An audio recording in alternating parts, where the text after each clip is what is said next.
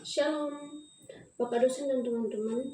Sesuai dengan tugas yang telah diberikan, yaitu menjelaskan mengenai menginstruksi tes dan juga syarat-syarat menginstruksi dan kelebihan dan kekurangan dari menginstruksi. Namun, sebelum itu, perkenalkan nama saya Marijan Mana dengan NIRIM 1020-30328. Saya kelas B dan angkatan 2023. Kita akan masuk ke dalam materi yang pertama, yaitu menginstruksi tes, uraian atau esai. Hal-hal yang akan dilakukan yang perlu untuk dipersiapkan dalam membuat tes esai yaitu menentukan tujuan dan topik yang akan dipakai, yang akan dibahas dalam tes esai ini. Kemudian membuat pertanyaan terbuka yang memerlukan jawaban yang mendalam dari siswa. Dan yang kemudian menentukan kriteria penilaian, yaitu mulai dari isi dan struktur dan juga bahasa yang digunakan dalam menjawab soal-soal tersebut. Apakah bahasa yang digunakan itu fasih atau tidak. Dan yang berikut, membuat pertanyaan yang jelas dan mudah untuk dipahami oleh siswa. Pertanyaan yang jelas yang mudah untuk dipahami siswa akan memudahkan siswa untuk mengerti dan memahami hal-hal yang perlu mereka kerjakan. Dan yang berikut yang kedua yaitu tes isian. Tes isian ini sama dengan tes esai. Yang pertama, kita harus menentukan tujuan dan juga topik yang akan dibahas dalam tes esai ini. Kemudian membuat paragraf dalam bentuk cerita atau membuat paragraf dalam bentuk cerita. Kemudian kata-kata inti atau kata-kata penting dari cerita tersebut dihilangkan. Nah, dari kata-kata inti tersebut inilah yang akan dilengkapi oleh siswa, yang akan diisi oleh siswa.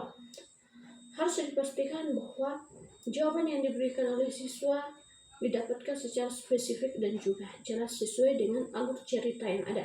Dan kemudian harus ditentukan kriteria penilaian, yaitu akurasi waktu yang ada.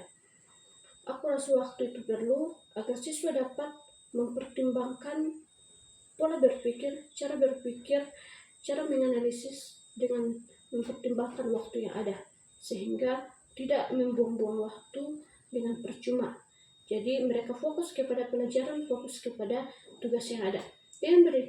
Contoh dari isian tes ini, yang pertama adalah yang menjadi contohnya yaitu misalnya proses fotosintesis terjadi pada titik-titik tumbuhan. Dari titik-titik inilah yang akan dijelaskan oleh siswa-siswa yang ada. Dan yang berikut yaitu tes melengkapi, yaitu sama dengan yang kedua tadi, yaitu menentukan topik dan tujuan yang akan dibahas, yang akan dipakai, dan kemudian membuat kalimat paragraf dengan kata-kata yang hilang. Sama dengan tes isian tadi, namun berbeda karena yang dalam tes melengkapi itu tidak selamanya berbentuk dalam cerita. Bisa saja beberapa paragraf yang akan dipakai, yang akan dibuat, dan itu yang akan dipakai. Dan kemudian menghilangkan beberapa kata, dan itulah yang akan diisi oleh siswa sebagai jawaban mereka. Contohnya, Indonesia terletak di benua titik-titik. Dari titik-titik inilah yang akan dijawab oleh siswa. Dan yang berikut yaitu tes benar atau salah. Dalam tes benar atau salah ini juga harus membuat tujuan dan topik yang akan dipakai, yang akan dibahas, dan membuat pernyataan yang jelas dan spesifik. Perlu diperhatikan bahwa hal yang perlu diperhatikan dalam membuat tes benar atau salah ini yaitu pernyataan yang benar dan pernyataan yang jelas dan juga spesifik yang bisa memudahkan siswa untuk bisa memahami pernyataan tersebut.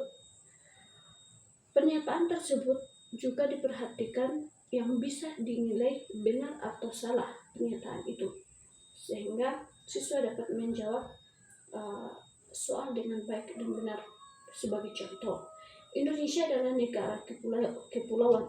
Indonesia adalah negara kepulauan. Benar atau salah? Benar atau salah inilah yang akan dipakai siswa untuk menjawab pernyataan tersebut. Dan yang berikut yaitu tes menjodohkan.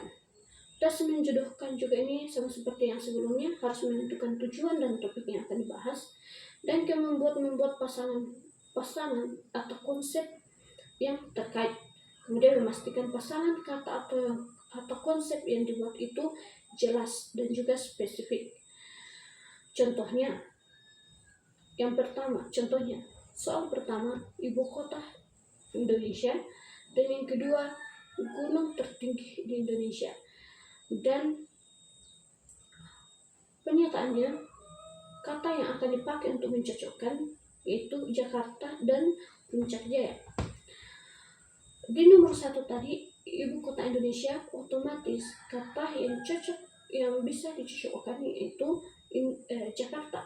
Dan soal nomor yang kedua yaitu gunung tertinggi di Indonesia, yang pastinya dan otomatis jawaban yang akan dipakai yaitu Puncak Jaya.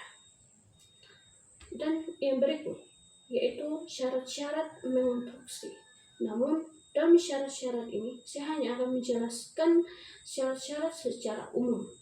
Yang pertama, kejelasan tujuan. Hal-hal yang perlu diperhatikan dalam mengonstruksi yaitu harus dengan tujuan yang jelas. Dan yang berikut yaitu kesesuaian dengan kurikulum. Harus memperhatikan dan harus mempertimbangkan tentang kurikulum yang ada saat itu, yang dipakai saat itu, atau yang berlaku saat itu. Dan yang kemudian kejelasan instruksi. Instruksi yang jelas bisa membantu siswa untuk memahami soal-soal yang ada, sehingga siswa dapat menjawab soal dengan baik dan benar, dan juga tepat waktu tanpa membuang waktu karena instruksi yang jelas. Dan berikut kesesuaian dengan tingkat kemampuan dari siswa.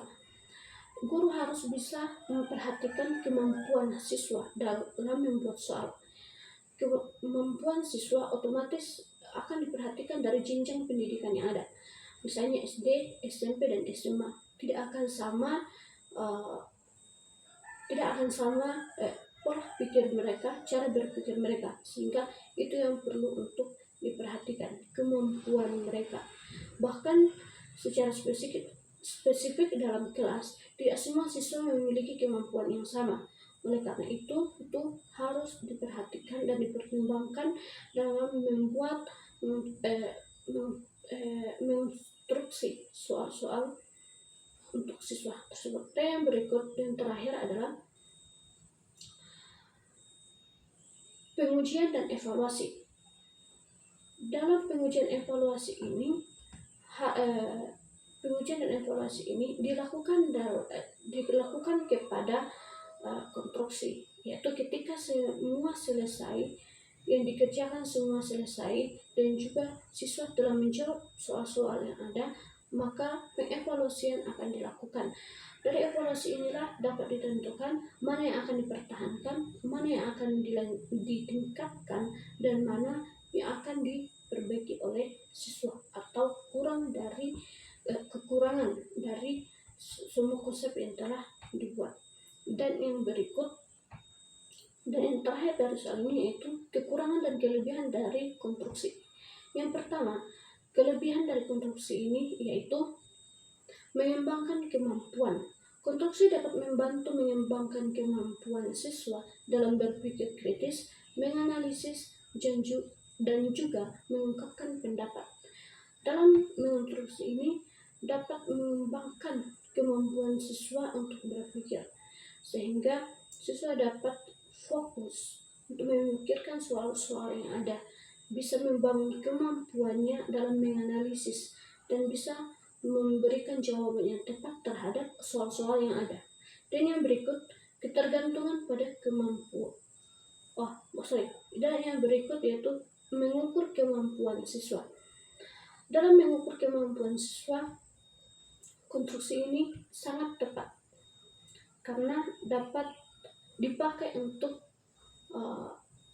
mengukur kemampuan siswa ataupun mengukur kemampuan yang kita miliki, atau sebagai guru yang bisa dipakai guru dalam membuat soal tersebut, dapat juga dipakai siswa untuk mengukur kemampuan dia jauh mana ia mengetahui hal-hal ini sehingga ia bisa menjawab soal-soal yang ada. Dan yang berikut, mengembangkan kreativitas. Guru dan siswa dapat mengembangkan kreativitas dengan waktu yang bersamaan. Misalnya, guru dengan membuat soal-soal itu membuat menginstruksikan soal-soal itu dengan kreativitas yang baik, kreativitas, dan juga siswa dapat menjawab soal-soal itu dengan kreativitasnya tersendiri, sehingga sama-sama dapat mengembangkan kreativitas yang dimiliki oleh siswa maupun guru yang ada. Demikian soal yang ada, demikian jawaban saya dari soal ini. Kurang dan lebihnya mohon untuk dimaafkan. Terima kasih.